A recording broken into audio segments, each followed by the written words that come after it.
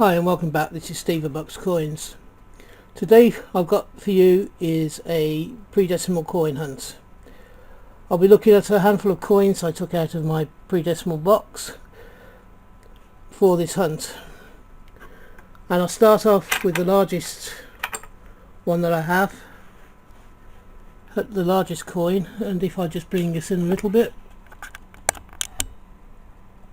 there we go. It's a half crown. It shows the crest of Elizabeth on it. It has the crown above the quartered shield with the different national emblems in it. It's dated from 1957. So that's a half crown. The other half crown I've got in the box is actually one from her father's reign, George VI. There you go, there's George VI.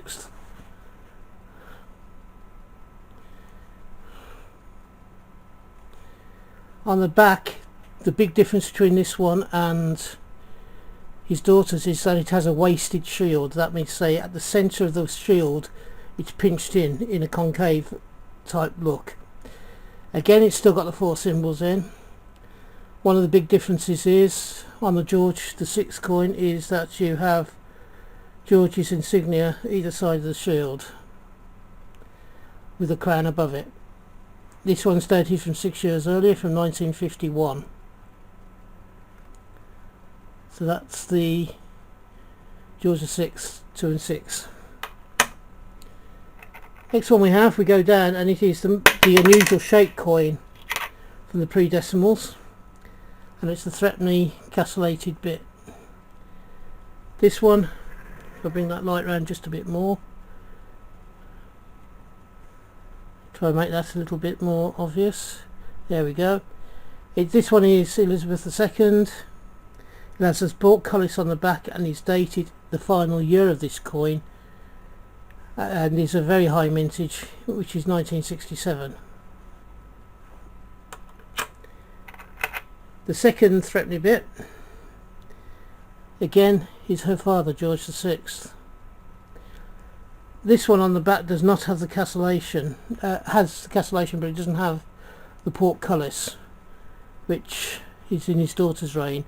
This one has the flax plant growing through the crown, and is dated from 1937, which is the year after he was invested as the king. Was the year of 1937.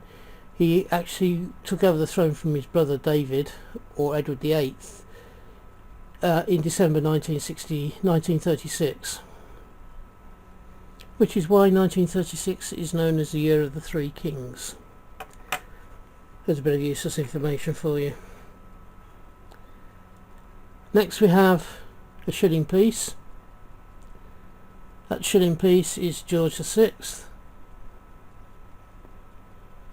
It is the Scottish one from 1948. Scottish Lions, he sat there and it's holding two of the items of office. There's a sword in its right paw, and in its left paw is like a mace. And the other way you can tell it's Scottish is on these coins, underneath the date, there's a shield with a thistle in it. Sorry, a thistle on the right hand side, and on the left hand side is actually the shield with a saltire flag within it, the Cross of St Andrew.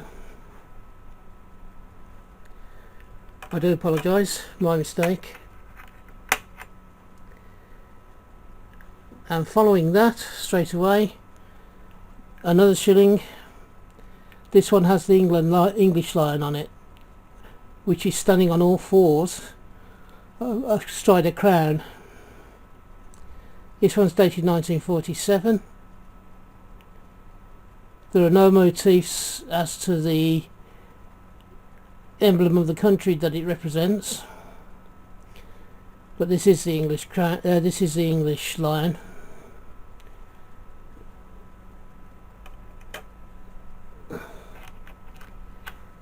Here we have a very bright silver coloured 1965 halfpenny. Now I don't know whether the bronze colour that is normally has been worn away and the copper nickel is shown from underneath, or whether it's been silvered. From the fact that you can still see a little bit of the bronzing around the outside, I just wonder if it's worn away.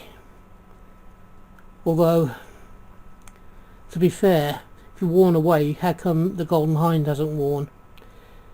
The Golden Hind, which is Francis Drake's ship, obviously. The sea, with these half pennies, you get two different types of sea. You get a calm sea, where the ripples are virtually straight, or you get a more vigorous sea where the waves, they have a wavy type of colour on them, a wavy type of picture on presentation on them. And this one has the wavy presentation. It's from 1965. It is Elizabeth II. There seems to be a fair amount of silvering all the way round. Now, it isn't a silver coin as such. I just think it wasn't bronzed properly. I don't know. Now, we come to our friend Christopher's favourite coin, the sixpence. This one is Elizabeth II. Its date is 1957, and the actual design within the sixpence itself is the flowers of the nations. It's intermingled thistles, roses, leeks, clover, four-leaf clovers, sorry, three-leaf clover. So you got the emblem, flower emblems of the nations there. Again on this very grotty sixpence from Elizabeth II. This one's from 1964. But it is in really terrible condition. There's a lot of green differential rusting by the looks of it. Very nice type of coin to have there. We have a far clearer one here. This one is from 1964 again. It has Elizabeth's second portrait on it there, the making portrait, and the flowers of the nation on the back. Again, this one's 1964. We have from 1950 another wasted shield which says it's pre-Elizabeth II. This one dates from 1950, so it's going to be George VI, and there's George VI's portrait. Now we have a series of half p's and 1p's after this last coin, silver coin, and this silver coin is from 1947. It is a 1 shilling piece. 1947 means it's going to be George VI, and it is the Scottish shilling from that year. There's a lion rampant of Scotland over a crown, and there's George VI, and there's the lion rampant over the crown. Try and get that a bit more clear for you. There you go. Right, we now have several pennies and half pennies. I'll do the half pennies first. First one is 1960. That's 68. No, 1966. I was going to say it can't be 68. Queen Elizabeth II. Standard portrait, second portrait of the Queen. We have on there the Golden Hind on the sea. Not much more you can say about that. Standard halfpenny. Again, the halfpenny from 1950. Again, a slightly more stylised Golden Hind as compared to the Elizabethan one. What I mean by that is it's slightly more, doesn't seem to be quite so, seems to be more side on to you than the Elizabethan one is. And this one again is George V, so it's the Queen's grandfather, George V, and this one has Britannia herself on it. Has Britannia herself. It's dated 1936. This was the year he died, and as I've stated before, it's known as the Year of the Three Kings. I now have some pennies.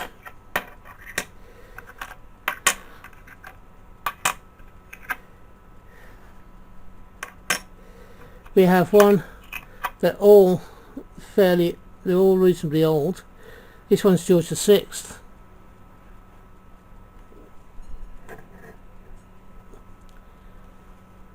George VI.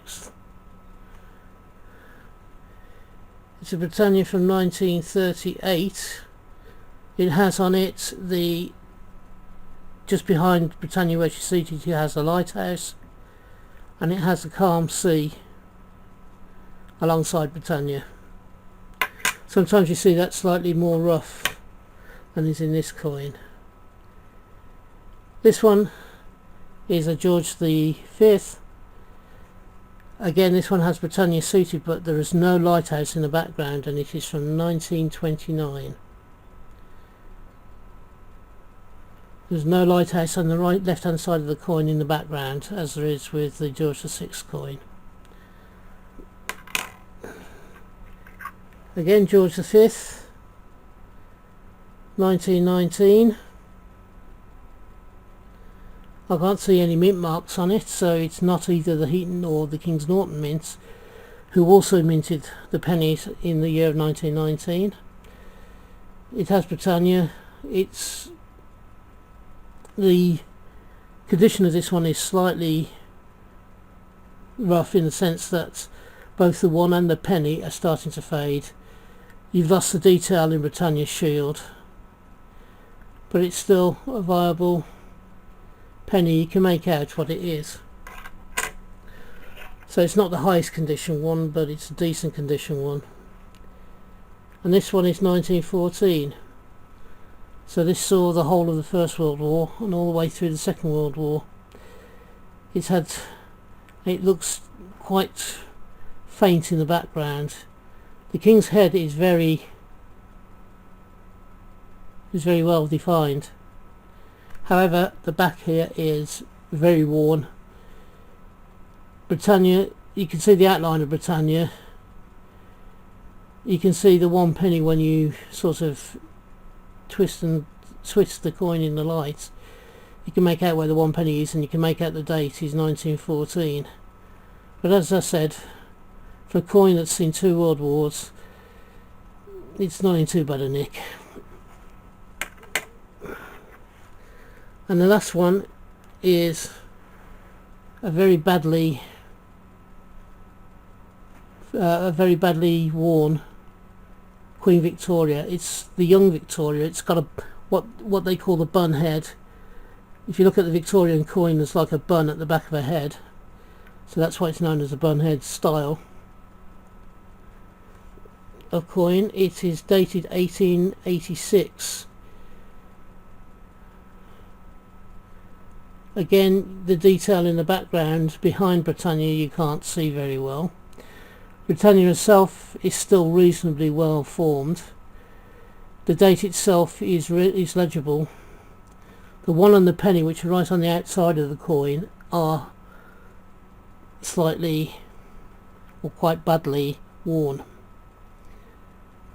Okay, that concludes this hunt. I hope you enjoyed seeing these coins. If you did, please give me the thumbs up, because it allows the channel to be seen by more people in the long run.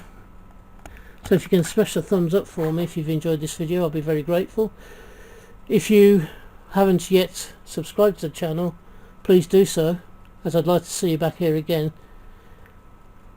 And finally, if you're having a hunt, hope it's successful. If you're purchasing coins in any format, I hope you can get the coin that you want for the price you want to pay. And until we meet again on this channel, hopefully in the near future, ta-ra for now. Bye bye now.